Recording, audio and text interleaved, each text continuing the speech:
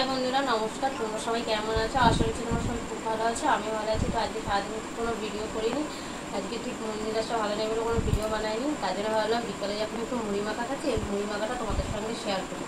তো দেখো বাটির মধ্যে মুড়ি নিয়ে নিয়েছি, আর এখানে শসা, টমেটো আর পেঁয়াজ কেটে রেখে দিয়েছি। তেল নিয়ে চলে এসেছি, আর এগুলো সব ওর বাবা দোকান থেকে চানাচুর, বাদাম, আচার, বিটনুন সবই আছে। তো চলো পরপর দেবো আর তোমাদের বলবো। ফার্স্টে শসা, টমেটো, পেঁয়াজটা দিয়ে দিলাম। তারপর দেখি এটা কি এনেছে ঠোঙায়, এটা এনেছে ঝুড়ি ভাজা, তো দিয়ে দিলাম। এটা এনেছে চানাচুর, তোমার মেয়ে একটু খাবে বলো, ওই জন্য একটু রেখে দিলাম। এটা এনেছে সিদ্ধ ছোলা, সিদ্ধ ছোলাটাও দিয়ে দিলাম। আর এনেছে বাদাম, বাদামটাও দিয়ে দিলাম।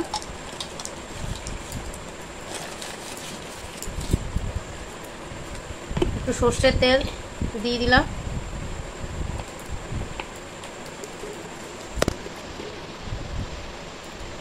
আর একটু আচার এনেছে, ভুজিয়ালার দোকানে গেছিল তোমাদের দাদা ভাই, ওখান থেকে এটা নিয়ে এসছে,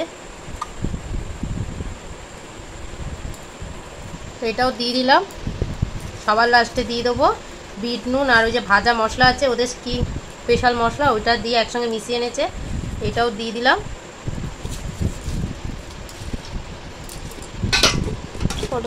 হাত ছাড়া তুলে নিয়েছি।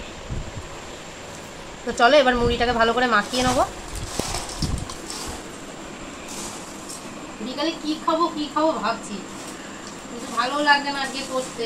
সেখানে দেখলাম আমার দাদা ভাই গিয়ে ভুজিয়ালা দোকান থেকে চানাচুর, বাদাম, সিদ্ধ ছোলা নিয়ে এসে, আর ঘরে তো টমেটো, পেঁয়াজ এগুলো ছিল, শসাও ছিল, অর্থাৎ মুড়ি মাখা হয়ে যাক, একটু ঝাল মুড়ি হয়ে গেল মাখা।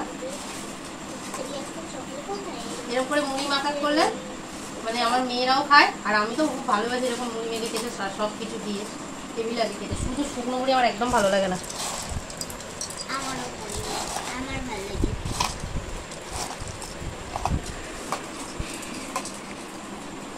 তো চলো মুড়িটা মাখা হয়ে গেছে, এবার খেয়ে বলি কেমন হয়েছে তোমাদের।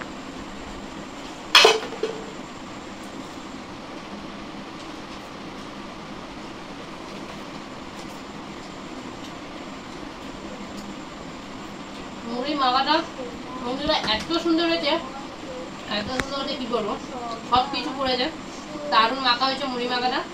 এখন আমরা সবাই একসঙ্গে খাবো। আমার মুড়ি মাখাটা তোমাদের কেমন লেগেছে অবশ্যই কমেন্ট করে জানিও, আর চ্যানেলটিকে সাবস্ক্রাইব করে পাশে থাকো। আর তোমরা এইভাবে মুড়ি মেখে খেও, ভালো লাগবে, আর কমেন্ট করে অবশ্যই জানিও কেমন লেগেছে তোমাদের। তো চলো দেখা হচ্ছে নেক্সট ভিডিওতে। তোমরা সবাই সুস্থ থেকো, ভালো থেকো। এখন আমরা 4 জন মিলে মুড়িটা খাবো। তো দেখা হচ্ছে নেক্সট ভিডিওতে।